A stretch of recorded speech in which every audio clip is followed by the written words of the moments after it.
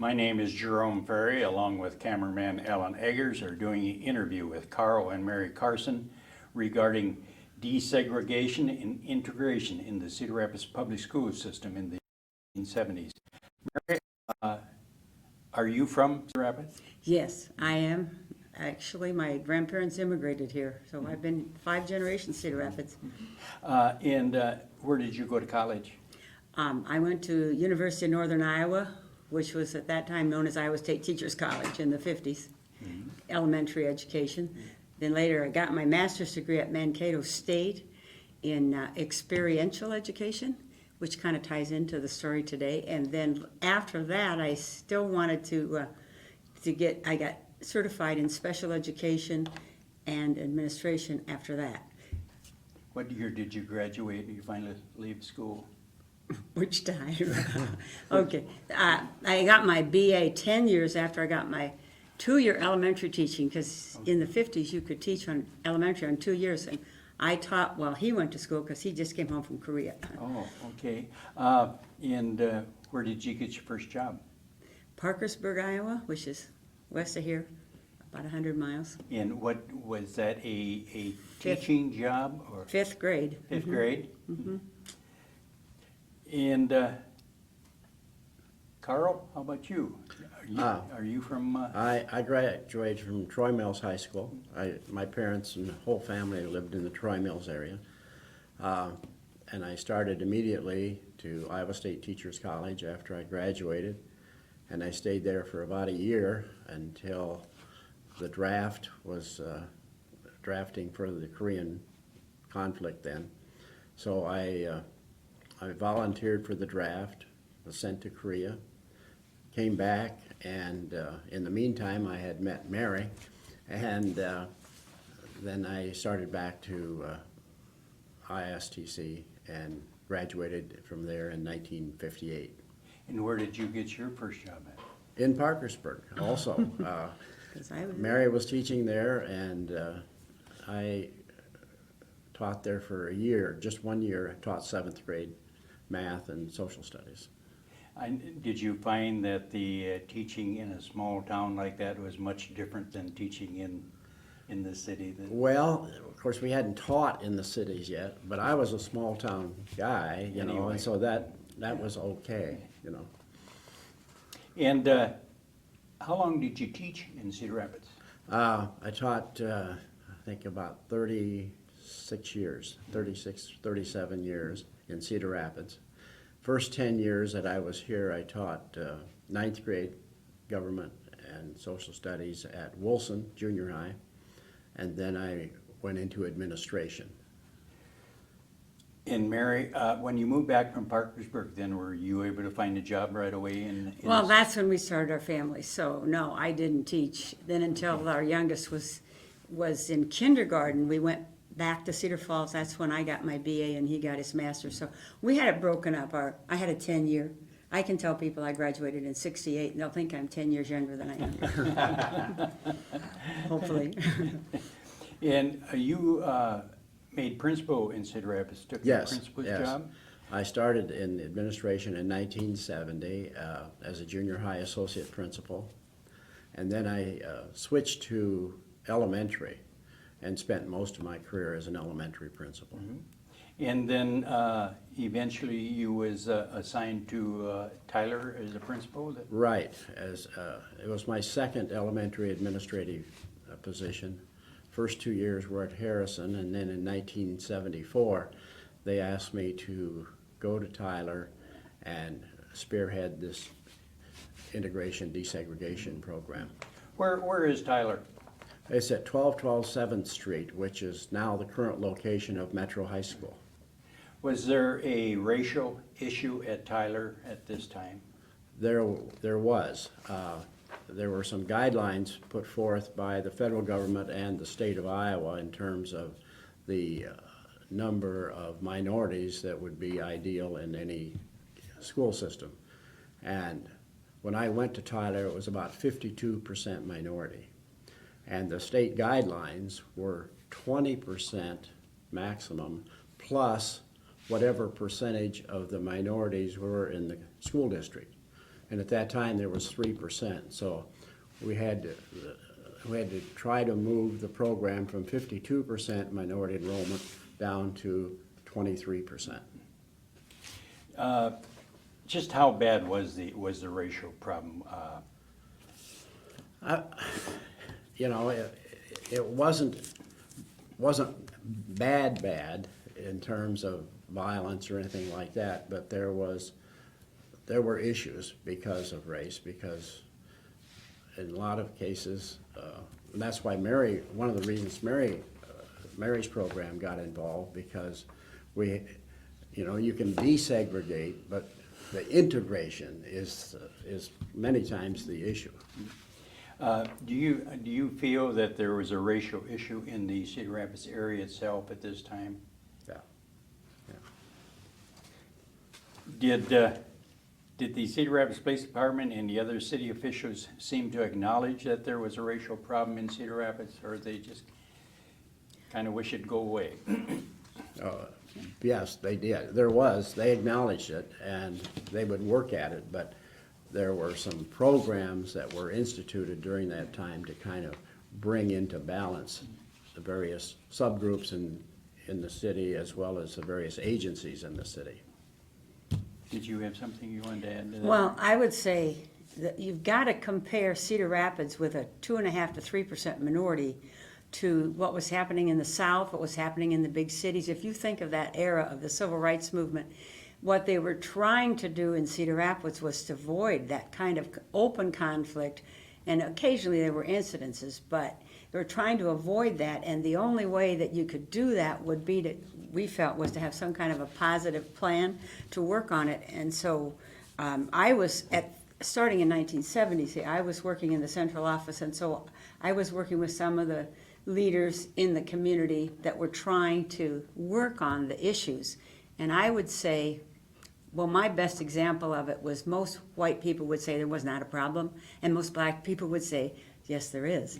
And we, as white people, we weren't always aware of what was going on, and that was a part of what we were doing, was having workshops with parents, workshops with teachers, parents, and community to try to bring out what they were experiencing. And the issue, many times, individual issues can be resolved just with people getting together and talking, but the broader issues, like Mary referred to, larger city issues. One of the things that the black community was fearful of was forced busing, which many communities around the country had gone to that, and that's what we were trying to avoid. And the ruling had been, if you can do it voluntarily within 3 years, you're okay. If not, we will have forced busing. So we had a 3-year timeline to try to get this percentage down to 23. Was this mandated by the state or by the federal government? State. State. State. Were the Ku Klux Klan involved in the Cedar Rapids area? Well, it's a pretty quiet thing, but I do know one of the African American men that worked on it did have a cross burned in his yard. So I guess I'd call that the Klan. Yeah. It wasn't overt visible like as it is in some areas. Yeah. It didn't get any coverage in the press? Or No. Oh, it got in the news. Well, the cross burning did, yes. Yeah. definitely. Oh, there was a cross burning? Yeah. Yeah. We knew the person where, Was there any white garb involved? we don't know. The only thing we knew was a cross that was burning. Did it get heated to the point where either of you or anyone was threatened? Well, I guess the cross burning, you could call it being threatened a little bit. But that was aimed at the leader in the black community who was outspoken.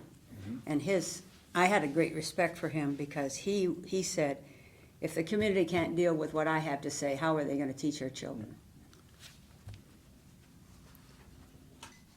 Was the racial issue unique to Tyler, or was there a problem throughout the public school districts during this time period? It was pretty unique to Tyler, but it was also at the elementary level. But at the junior high level, then there were issues at McKinley, and then at the senior high level, there were issues at Washington too. Mary, you had been very involved in this issue. What was your position at this time in the school system? Okay. Well, starting in 1970, I left the classroom and went to, as a project leader in the central office, the ESC. And the program that I really went there for was family life education, which was controversial in its own way. But because I was there, then I became a part of all of the human relations type issues because the central office was facing the fact that Cedar Rapids was under the gun to do something. And so I was there, and we started off with what they called race awareness workshops, and they were for teachers. And we had speakers in, like Hugh Gibson, for example. We had speakers in from the community as well as from the state to talk to teachers about what needed to be done. We did a lot of this, and the value of this, is you talk about, was the problem only at Tyler or only at McKinley or Washington? The problem was with all of us, because if you don't know that there's a group of people feeling neglected, feeling whatever, you're not going to work to change it. And one of the things that I think is rather interesting in the process of all this was that you think, well, did all the black parents wanted their kids to be across the city? No. They were perfectly happy. They had a safe community at Tyler School. The building was new. They had programs that that they didn't have other places in the city. But all this had been done in a previous 10 years or so before we had to have the integration to help what they called compensatory programming, and they were given the first Title I reading program. They had a lower staff-student ratio. They had the first counselor in town. They had the first Afro-American staff member. I believe that was Nelson Evans, right? Who later became a principal. They had the first media center. The whole building was new. And they're saying, you give us all this and now you want us to leave? You see, I mean, it gets to be quite a complex issue, not something you can just say, okay, we're going to let you do this now, because their answer would be, I don't want to. We got what we want. We know our neighborhood. We like it. And so it got to be quite complex. And the only way you could really deal, I think, with this is to get the issues out in the open. And much of that was done with workshops where parents and community were also involved, as well as the superintendent of schools. I mean, we were trying to say, what's happening here? What can we do? You were more or less a facilitator. Yes. Of this. Mm-hmm. Of Like, this that was issue. my title, was a sequence. It became known as a sequence facilitator, but there were two of us that had a job as facilitator, and then he was the principal. Did you have an office? I kept my office downtown. And then eventually I became what was known as the Human Relations Coordinator. But that was just for 1 year, because we had hired an African-American, I gotta watch my politically correct language, it changes over the years. But we had hired someone in that role, but he took a year off to get his PhD, and I was in his position for just 1 year. When we're talking about this time period, would it be proper to use the name of the black children, or? Black. At that time, At they'd that say time, black. Black. It was the transition from colored to black. Then later it was from black to Afro-American, and then later it was from Afro-American to African-American. I believe that's where it is now. Did you have to do a lot of reporting, make out progress reports for the government? Well, yes. Starting in 1974, when I went to Tyler as principal, and this program got started under the 3-year plan, we were getting federal money, we were getting state money, and there were always reports that had to be turned in. From the elementary building level, we turned them into the central office, and then the central office compiled those, because there were some other things in other schools around the district that might have impacted the essence of the report. And those then were filed through the superintendent's office to the various agencies, because we were getting quite a bit of money from state grants and stuff to put on these workshops and do a lot of the things we were They doing. wanted to see progress being made. That's right. That's part of the monitoring, yes. In doing my research, Carl, I come across the words a compressed day. What would have been the meaning of that? This was at Tyler, and I think we were the only school that was doing that, but as we got into this, the planning and the trying to put together the program for integration and desegregation, we needed more time to meet with teachers, and so we got permission through the superintendent's office to have our students go home a couple of days a week, an hour, hour and a half early, and then we would kind of use some of that time for teacher meeting time and brainstorming and meeting with other district personnel to do some planning for the plan. About this time, this was gaining momentum, your progress in, did the city leaders and the professionals and the police departments and the religious leaders, did they step up to the plate at this time and start helping resolve the issue that? The school issues were pretty well resolved by school people. I think so. Yeah. What was the general feeling amongst the teachers? The teachers at Tyler bought into it pretty well. Not 100%, but then we were able to make some staff changes and, you know, that sort of thing. But across the district, I don't know that I have a good read on all of that, but there were some feelings of Tyler getting a lot of privileges, you know, and a lot of things happening there. I think what you need to think about is the overall goal that we all had working on this was in order to reduce the minority population at Tyler School, then we had to come up with some, and it's voluntary, so we have to come up with some programs outside of Tyler School that would make the minority students and their families willing to send their child to this other school. And in reverse, we had to develop some programs in Tyler School that would get non-minority parents to be willing to send their children to Tyler. And that's a part of what the Tyler teachers were developing, were some programs in Tyler that would be open to not forced busing, but voluntary busing to this program to help the ratio. Yeah, we developed 7 different programs to address the minority population at Tyler. And some of those programs would cause interaction with other school districts because I could give you the name of some of those. One of them, we had an alternative kindergarten program, which the district hadn't had before.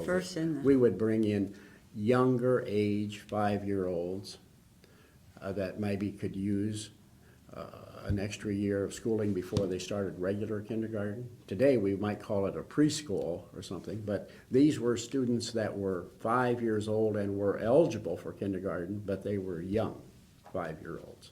So we had that at Tyler, which brought in some non-minority students from around the district, which those numbers, when we have non-minority students coming in, that reduces our minority population percentage, you know. Then we had an opt-out program. The previous principal that had been at Tyler before I arrived became the principal at Wright School. And he was able to convince about 15 students, no, about 30 students, I think, altogether, to move from Tyler to Wright. That was a significant number, you know, when you take 30-some kids out of a population of 400. Then we had an opt-in program. That was opt-out. We had an opt-in program where non-minority students from anywhere in the Cedar Rapids School District could opt in and come to Tyler, and transportation was provided both ways, for opt-out as well as for opt-in.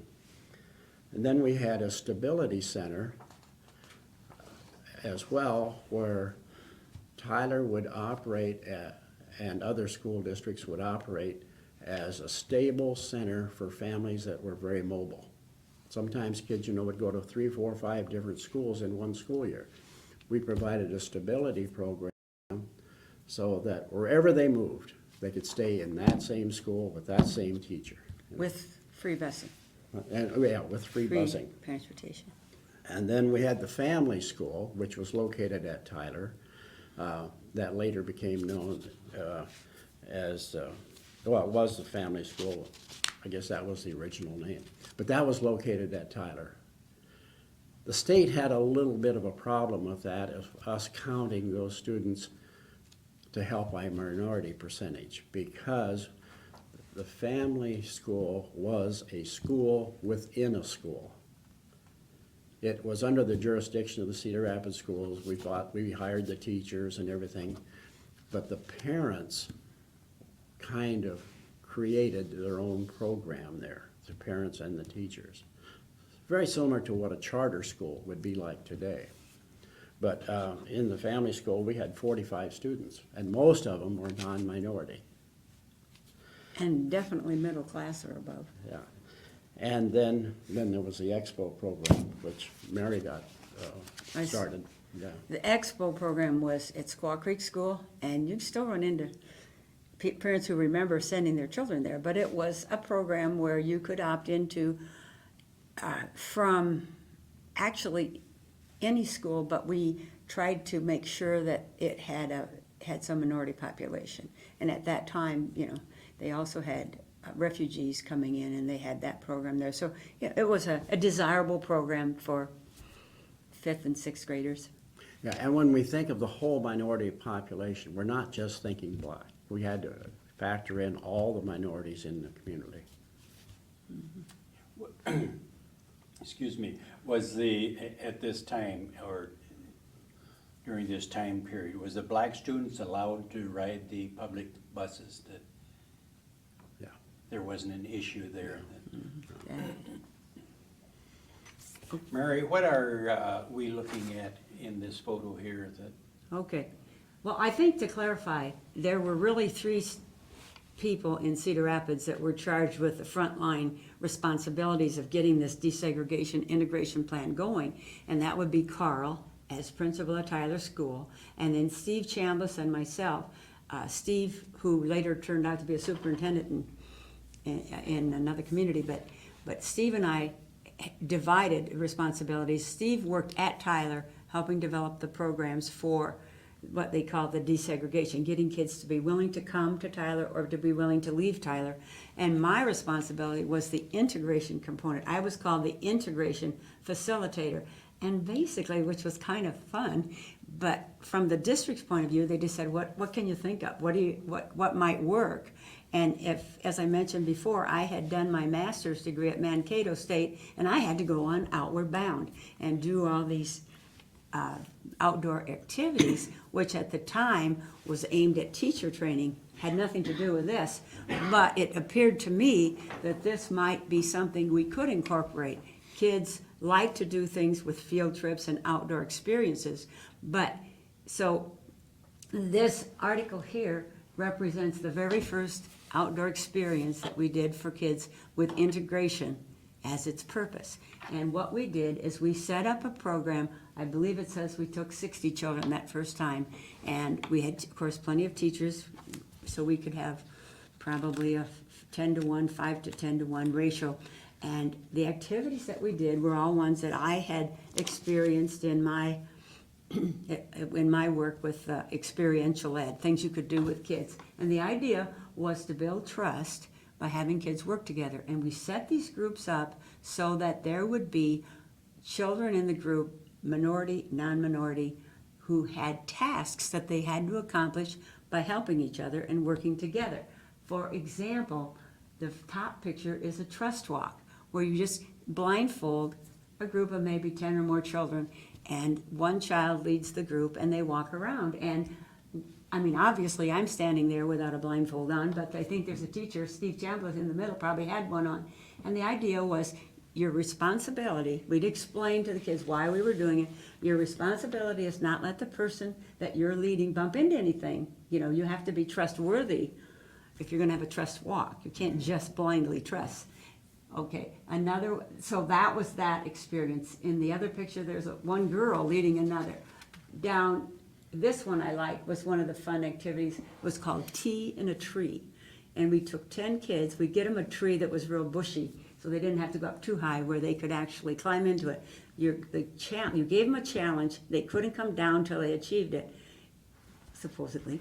And so 10 children got in the same tree with a coffee can, a little bit of water, and a tea bag, and a match and a candle. And they were supposed to get this tea going and then put the tea bag in it and then pass it around for everybody to have a sip. And we didn't think about, this is very cold, we didn't worry about disease. But anyway, and then they could come down. We had another end would be find a big rock, and everybody in your group had to stand on the rock. Well, see, we were bringing children into a situation where they needed to help one another. It was fun, but they were dealing with kids that they hadn't known before. Now, this same program then, my job then was to work at McKinley Middle School. And I'll tell you I can just tell you one incident that I did not experience. It was before I got there, but I think had to do with why I got invited to put this program into action at McKinley, was that there were racial incidents. If a white girl happened to date or like a black boy, young man, watch your vocabulary, the other black girls might turn on her. And they had incidents actually where white girls were taken into the bathroom, her head stuck in the toilet, and the toilet flushed. So there were some real negative things going on there. Now, no, this didn't hit the paper. You certainly wouldn't want to advertise that. But there were incidents. And so the principal of McKinley, who was Lee Stewart at the time, was very much in favor of having me come there and see what I could do with McKinley. And the program that I started there, with the help of, the whole, we could be funded because the state's saying, what do you need? We'll give it to you. So we had what was called the McKinley Action Program, or MAP, which was part of Sequence, which was the Southeast Quadrant Unifying Experiences Necessary for Cultural Expansion, which spells Sequence. We had Sequence activities throughout the whole Southeast Quadrant. We had MAP activities similar, just at McKinley. And what was so neat, and I loved about this program, is, for example, you said, did the community get involved? IBM provided stitched patches for kids for every activity that they participated in. And we had 10 different choices. That included everything from rock climbing, cave exploring, hiking, canoeing, biking, cross-country skiing, camping, fishing, whatever the case may be. But these patches, a child could sign up for an activity and earn a patch. And again, the idea was for these kinds of things to bring the kids together. But there was a special emphasis on sixth graders. At that time, sixth graders were still in the elementary school. And as they went into seventh grade, at that time, there were 5 elementary schools in the Southeast Quadrant. And out of those, I would say 2 of them were probably the highest economic level in the city, and at least one of them was the lowest, Tyler. And probably but the highest were Erskine and Grantwood. in Grant Wood at that time. Now, Grant Wood wouldn't be known for that now, but it was at that time. So what you had was this economic difference as well as racial difference. And so every sixth grader was given the opportunity and encouraged to go on a camping trip with Sequence. And we'd take 10 children to a group, which we called a mod, I guess, or something. 10 children, we put 2 from each school in that group. And I want to just read you, you say, how do you evaluate this? Well, the evaluation of these activities like rock climbing and all this, the evaluation of it was, at the end, we always talked about why we were doing what we did. And we would sit down and debrief. And one of the things the kids were asked was each one would get a card. And on one side of the card, they were to write a thought that they had about what they did that day or that camp out. Sometimes they were overnights. The sixth grade things, they stayed 2 nights, I think. I spent a lot of time, and I wasn't even a PE major, but we did. And then on the other side of the card, a feeling they had. And these are actual remarks that I think shows what we were trying to do and made us feel like we were on the right track. When they were cave exploring, they said, I learned the importance of helping the other guy. I learned how to make myself go through something I wasn't sure I could. Now see, this is important to minority kids. They don't know if they can be okay when they go on to junior high. I was surprised that I did what I did. Today I learned that when somebody needs help, it doesn't matter who he is. If you know him, you just help. And I had to trust people. But remarks like this came in by the hundreds and were always saved and reported as the evaluation of the activity that we did. I feel happy, tired, proud.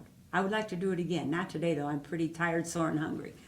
And so on. So we did a lot of that kind of thing, both at McKinley and in the feeder elementary schools. I didn't work with anybody younger than the sixth graders, I guess, for these, because this was the focus, was getting ready for junior high and being in junior high. And you know, that's a hard enough time anyway, without worrying about whether you're going to be picked on. You must have been very proud, and you could see accomplishment in doing this with the children. I said, you can see my eyes light up when I start to talk about it. Yes, and you know what's so funny? Some of the teachers, I'd have to say, some of the McKinley teachers would say, those children shouldn't miss my class that day. And I used to say, well, I'll bet you 10 years down the line, if you ask them, they'll remember what they did outdoors more than they're going to remember what they would have done in your classroom. And I run into kids today who will still remember the camping trips. And you talk to them and say, well, do you remember sequence? Oh, yeah, and I remember. Because these were challenging new ideas. I mean, we were taking kids out to do things. You imagine crawling through a cave where you're crawling to these tunnels that are this high with a helmet on, and you got a teacher in the front and a teacher in the back, and the kids crawling along. And this one little girl, I remember she was right behind me. She put her hand on my foot, and she to make sure, you know, you kind of touched the one You before were there. And she said, after I've done this, I could do anything. I could even be in the Army.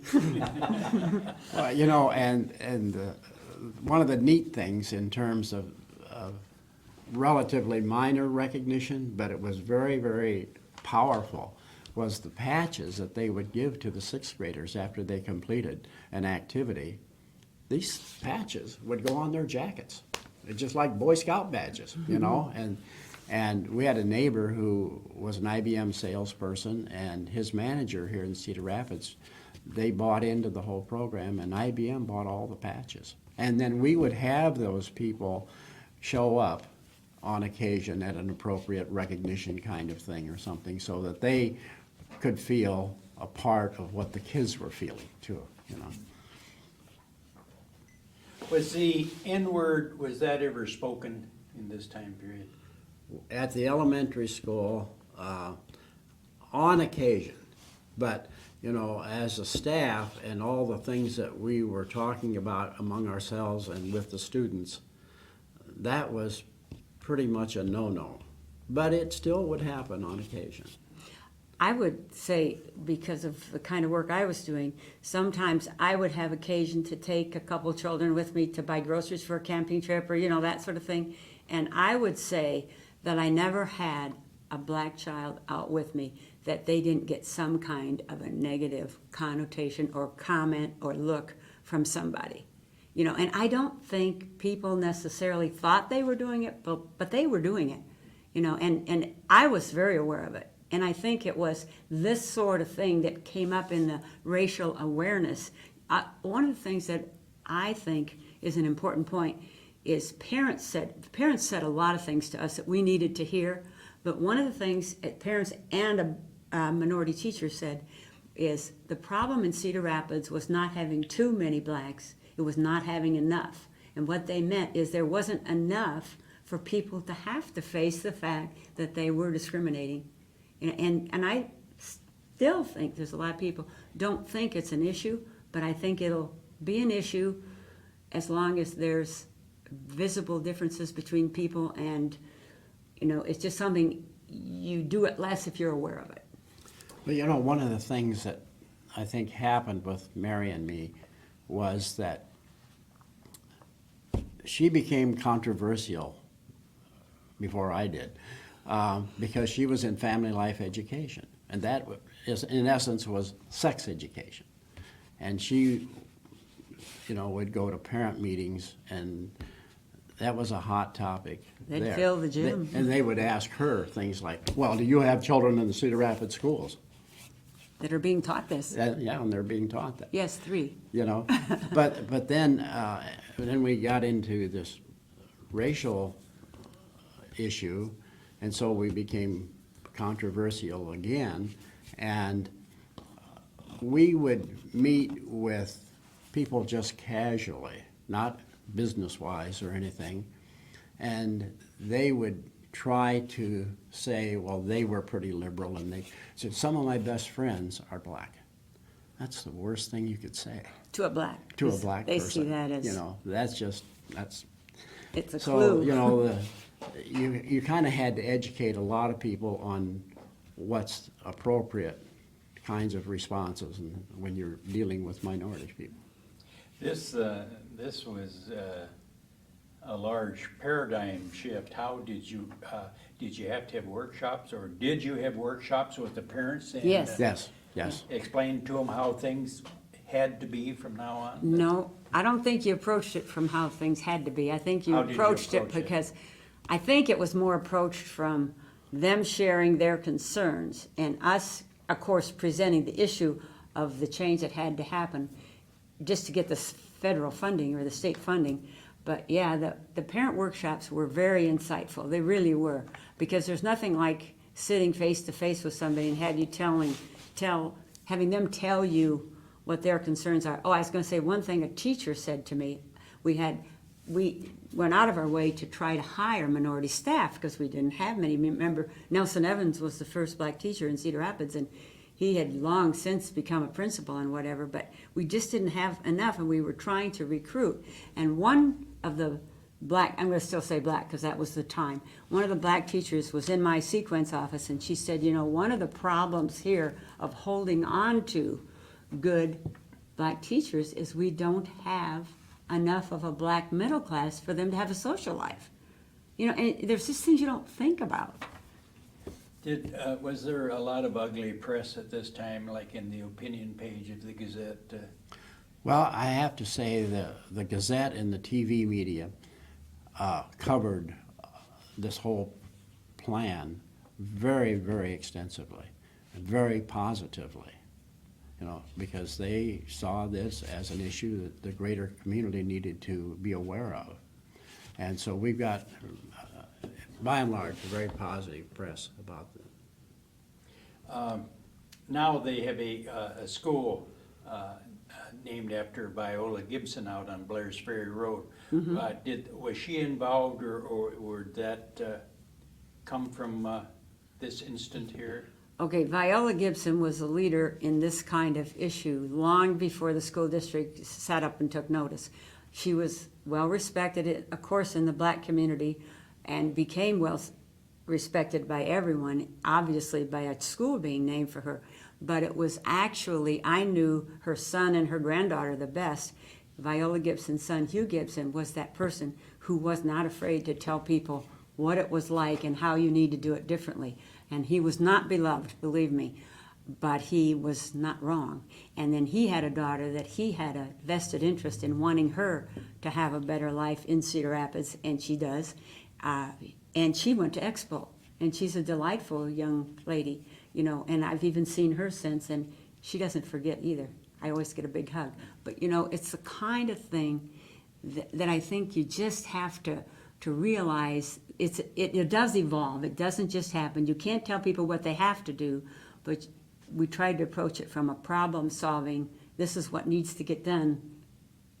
How can we do it? You know, if you go back to the early 70s when this was taking place, and you picture Tyler School on 12th Avenue, 7th Street. Jane Boyd is just up the hill, 100 yards. What you don't see today is between Jane Boyd and 12th Avenue was a solid line of houses. Those little box houses like a lot of Wilson and Company people and Czech immigrants used to live in. Those were all filled, and all the area beyond Jane Boyd was kind of known as a slum area. And urban renewal has taken out all of that. Perhaps with an ulterior motive. Yeah, the ulterior motive of urban renewal is to replace or displace people, you know, and get rid of housing. Well, we were dealing with a lot of ingrown, strong neighborhood feelings from that area. And as Mary had mentioned earlier, it wasn't, and they had a brand new school, they weren't eager to leave, you know, or they weren't eager to have significant changes being made because they felt comfortable in their own community. Carl, we were mentioning before, was there the use of the N-word used very much? Did you ever, was there ever any comments made to you, like when you were out in the grocery store or something like that, that somebody just would say something mean like that? Well, in various venues, I would be approached, sometime from my peers, other people who were elementary principals who maybe felt that we were getting too much recognition, we were getting too many special programs, we were getting too many tax dollars coming our way to initiate all these programs. And people that are just your friends would argue about the concept of what we were trying to do. Nothing's wrong in Cedar Rapids. Yeah, We're the fine. Cedar Rapids is fine, you know. Even in my own family, my father was just totally against what I was doing, which really hurt. But he did. I remember one time Carl's dad said to his, well, I hope those people realize what you're doing for them. You know, and we're thinking, we're trying to undo some Yeah. things that shouldn't Well, have and ever at been one done. time, I walked out of the house. I mean, he was just so adamant about it was a hopeless case, you know. And I had an uncle, one of my dad's brothers, say, you know, there's just something biologically different, and they can't learn. They don't have the intelligence, and you know. So yeah, we dealt through a lot of that. As we might be kind of winding down the interview, one of the things that I would like to let people who might view this be aware of is that there are many files of documentation of all the activities that took place during this time, all the grants that we received, all the workshops that were being held, reports to the Board of Education, reports to the state of Iowa. Everything that I had in my files, which was a file drawer full, I donated about 3 years ago to the African American History Museum here in Cedar Rapids. And it survived the flood. And if anybody wants to look further into some documentation, and it's also available, some of the information is available, you can Google it and find an outline of things that are available in that museum. Carl, during this time period, was there other professional people in the Cedar Rapids area that had given you encouragement in what you were doing here? That Well, I must say the central office, the Cedar Rapids, and by and large, all the employees of the school district were knowledgeable and Dr. Curry. you know, they were supportive of what was happening. When I had been principal at Harrison, when I was asked to go to Tyler in 1974, one of the things the superintendent said to me is, you know, we need to integrate and desegregate that program, and that's your responsibility and to get it started and do whatever you need to do. But I said, you know, all the support that you need, all the funding that you need will be there. And so I felt a great deal of support. And it was gratifying to me to have Mary involved because she has so many skills in the human relations area that I knew that couldn't fail with her on board. I think they thought it was safe with two of us from the same family. They knew we agreed. But from the community, the immediate Tyler community, we had mentioned earlier about Viola Gibson. She would walk into the school anytime and just want to talk or something. Hugh Gibson, her son, who was a real activist in that community, he I mean, it didn't matter if you were in a meeting, he might walk right in and say, I need to talk, you know. And then there was another gentleman that was kind of an influential person in the community, I felt, but he was real low-keyed. And his name was Tim Mim. And he's long gone, but he had been a black professional baseball player, and used to love to talk about his experiences of being a traveling baseball player in the Midwest and the South. You know, that was interesting. And we even had him talk to one of our classes one time to just about his experiences of growing up in the South and being a traveling baseball player. How about Cecil Reed? Would he been in this time frame? Yeah, but he was around, but I don't know that he was. I don't recall him being too involved. I think one thing that I'd like to stress is we were involved in the school issues. You know, I would not take away at all from the years of work that the black community had done on all this, and so, you know, some that you've mentioned. You know, we were involved at a time, we had a 3-year period of time, plus what led up to it, you know, that was definitely school-based, and that was our role. And I know you might, you know, if I were a black, an African-American person looking at this now, I'd think, well, they're not giving much credit to our black community for what they did. Well, believe me, it would not have happened without them. But the fact that 3 whites were leading it is that's the way the school district was at the time. I mean, we went out and recruited black teachers after this all got started. So, you know, it's just a product of a certain generation, a certain decade. Many of the people that were hired to come in as consultants and presenters at workshops were a significantly high number of black people. Yeah, from around the state or even the country. Yeah, We had and some good people. we worked with an agency out of Kansas City, Missouri, the Midwest Center for can't remember, Educational educational Development. whatever. But their director was a black man who was very talented, and then he had some other people. The person at the state level at that time was a man by the name of George Garcia. Mm-hmm. And he later became superintendent of schools in Kansas City, you know. And he was here a lot. He was here a lot, and he monitored what was happening very closely, not just waiting for the end of a quarter for a report or something. He would want to know, and he would call you on the phone and things like that. So it was a interesting relationship, interesting period of time in Cedar Rapids' educational life. Carl, in this time period, we're not just talking about black children.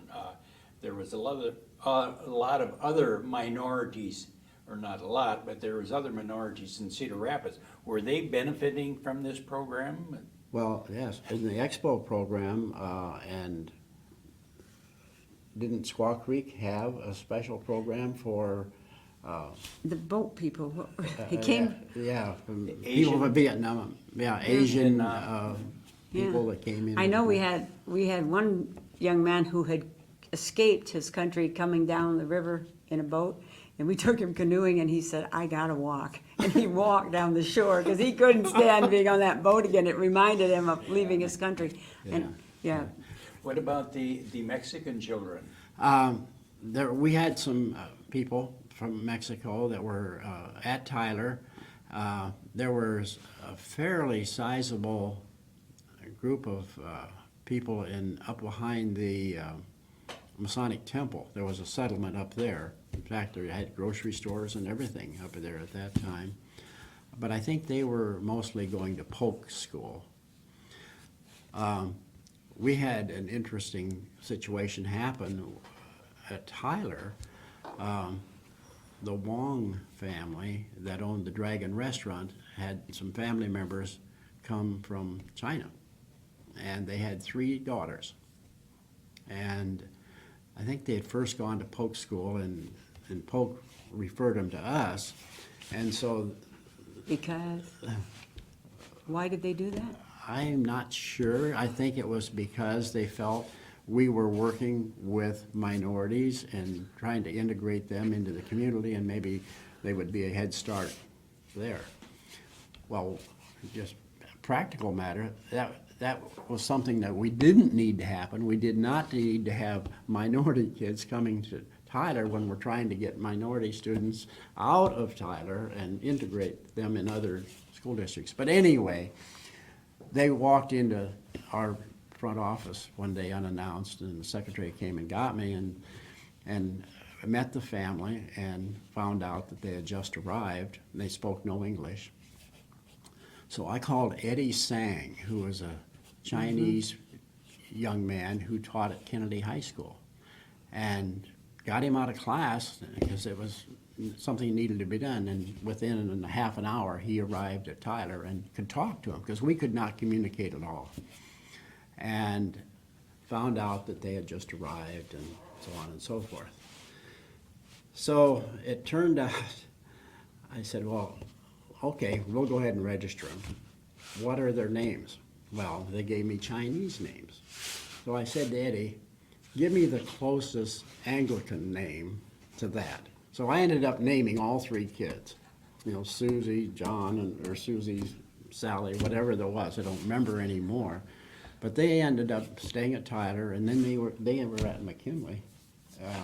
In fact, one of the girls ended up teaching, I think, at McKinley later on after she graduated from college, you know. But, yeah, we had other minorities that, And when we had Cuban refugees Cuban, came about that time, I remember, because I had some of them in class. yeah. So there were others. We don't really.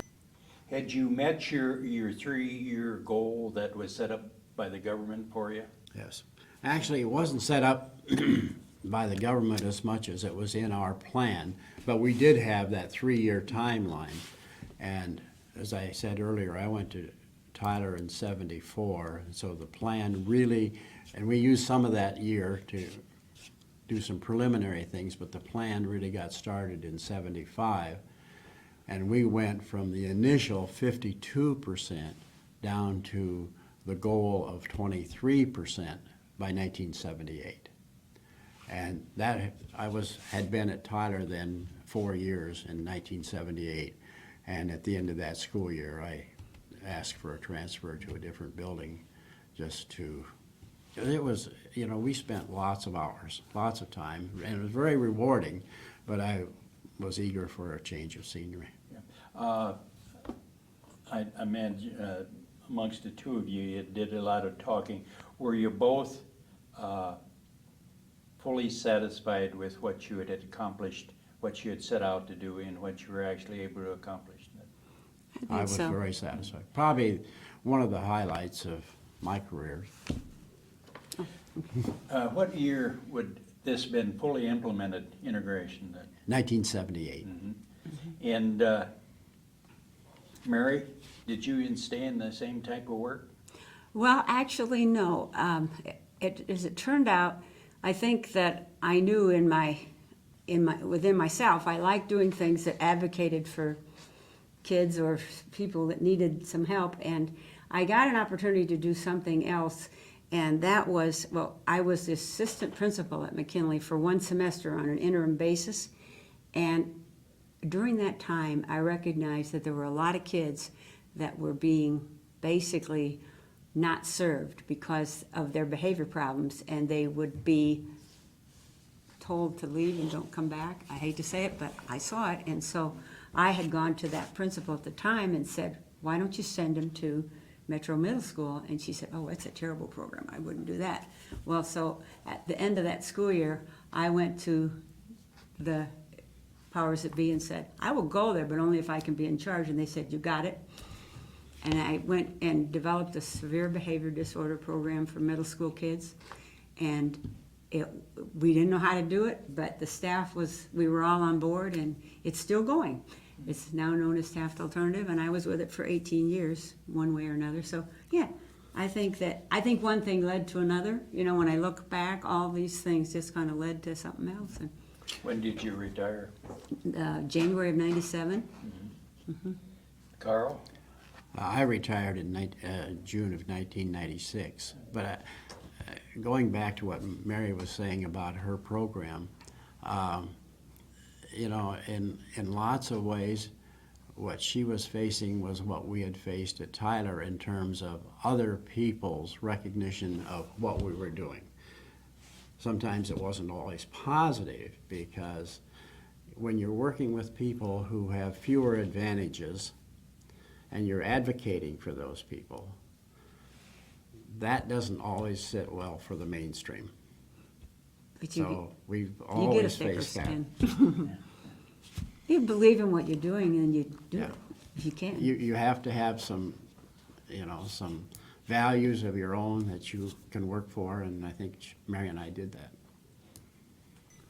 Carl and Mary, unless there's anything else you would like to add to this interview, the Linn County Historical Society, the Carl and Mary Kaler History Center would like to thank you both very much. Wow. Well, it's been our Thank you. pleasure. Thank you.